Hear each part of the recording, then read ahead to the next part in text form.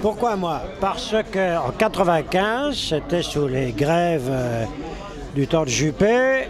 Jean Edernalier, homme de télévision connu à l'époque, faisait une émission où une féministe m'attaquait, enfin attaquait le pape, la capote, le truc habituel.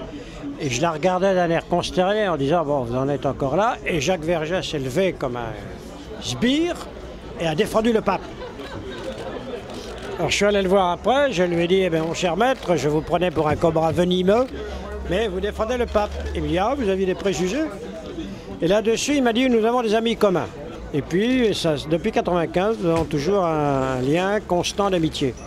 Discussions théologiques sur croire, ne pas croire, Dieu ou pas Dieu, comment le nommer, etc. Et alors, il avait une époque où il s'était converti à l'islam pour épouser Djamila Bouhired, en fait.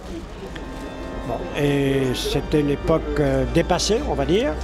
Et donc il était en recherche, et la personne du Christ, comme je l'ai dit dans l'homélie tout à l'heure, le fascinait beaucoup parce que c'était pour lui le symbole de la victime.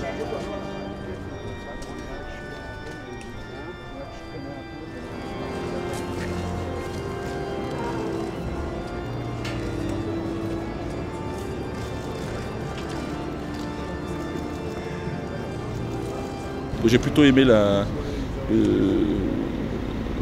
l'homélie de monsieur le curé.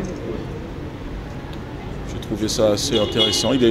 C'était vivant, quoi. Il avait une façon de souvent dans les enterrements c'est assez rébarbatif et là j'ai trouvé que, en tout cas, j'ai écouté et j'étais attentif.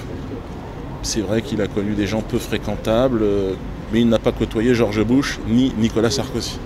Donc il avait quand même des limites.